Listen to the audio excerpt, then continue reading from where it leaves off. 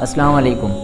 آج اخلاقیات کے موضوع پہ میں ایک بہت ہی زبردست واقعہ آپ کے سامنے لے کے آیا ہوں۔ واقعہ شروع کرنے سے پہلے میری آپ سے درخواست ہے، اگر آپ نے میرے چینل کو سبسکرائب نہیں کیا تو سب سے پہلے سبسکرائب کریں اور ساتھ لگے بیل آئیکن کو بھی پریس کر دیں تاکہ میری ہر نیو آنے والی ویڈیو سب سے پہلے آپ تک پہنچے۔ آج میں مطالعہ کر رہا تھا تو اعلیٰ ظرفی کا ایک زبردست واقعہ مطالعے کی نظر ہوا جو پڑھتے ہی دل ندامت کے آنسو رونے لگا کہ جس دور میں آقا علیہ الصلوۃ والسلام کو قتل کرنے کی سازشیں ہو رہی تھیں، مشرکین مکہ نے آقا علیہ الصلوۃ والسلام کے رأس اطہر کی قیمت لگا رکھی تھی، تو انہی مشرکین مکہ میں سے ایک فرد جس کا نام دأسور بن حارث ہے، وہ آپ علیہ الصلوۃ والسلام کی جان کا درپے ہوا۔ اس نے قتل کرنے کا ارادہ کیا۔ ایک موقع پر آقا علیہ الصلوۃ والسلام مکہ سے باہر ایک جگہ پر درخت کے سائے میں محور استراحت تھے، آرام فرما رہے تھے اور اپنی تلوار کو درخت کے ساتھ لٹکا کے رکھا ہوا تھا، اور ادھر وہ قاتل جاں موقع پہ پہنچتا ہے۔ جب آقا کو دیکھتا ہے کہ وہ آرام فرما رہے ہیں تو وہ اپنی اس ناگہانی کامیابی پہ بہت ہی خوش ہوتا ہے۔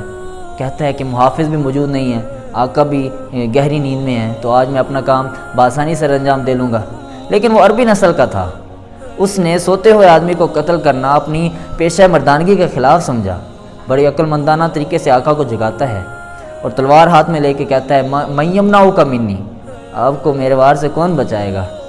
اس ماحول میں ہوش و حواس کا خطا ہو جانا معمولی سی بات ہے، مگر وہ آقا سید الانبیاء تھے، خاتم الانبیاء تھے، جس کو اللہ بچائے اس کو کون مار سکتا ہے۔ تو بڑے تحمل اور اعتبار سے جواب دیتے ہیں میرا اللہ مجھے بچائے گا۔ اور یہ لفظ اللہ اس قدر اس شان سے ادا ہوا، اس قدر اس اندازے سے اس فضیلت سے ادا ہوا کہ وہ جو داسور تھا اس کے اوپر لرزہ طاری ہو گیا، اور تلوار پر اس کے ہاتھ کی گرفت جو ہے وہ کمزور ہو گئی، اس کے ہاتھ سے تلوار زمین پہ گر پڑی۔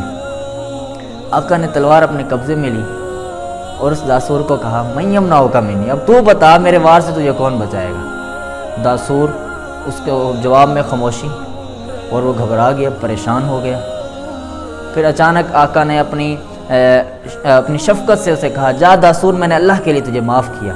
اور یہ کلمہ کہنا ہی تھا کہ داسور کی زبان سے کلمہ توحید نکل پڑا اور کہنے لگا آقا میری جان آپ کے قربان، مجھے کلمہ پڑھائیں اور مجھے مسلمان کیجیے۔ دیکھتی آنکھوں اور سنتے کانوں قتل کا ارادہ لے کر آنے والا وہ شخص جب آقا کے سامنے آیا، آقا نے اسے معاف کیا تو اپنا دل و جان آقا کو دے بیٹھا۔ میرے بھائیوں، جب میں نے یہ واقعہ پڑھا تو میرا دل بہت ندامت کے آنسو رویا، اور وہ حالات میرے سامنے آئے کہ کبھی شاید میں نے کسی کو تکلیف دی، آج ہمارے سامنے ہیں۔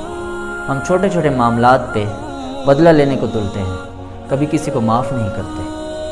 میرے بھائیوں، یہ 4 دن کی زندگی ہے، اگر آپ کسی کو معاف کرو گے تو کل کوئی آپ کو معاف کرے گا، اللہ بھی آپ کو معاف کرے گا۔ اور یاد رہے جو معاف کرتا ہے وہ چھوٹا نہیں ہوتا، اس کی قدر اور بڑھ جاتی ہے، کیونکہ معاف کرنا یہ اللہ کی صفت ہے، اور جب یہ اللہ کی صفت بندے کے اندر آئے گی تو اس کی شان بڑھے گی، گھٹے گی نہیں۔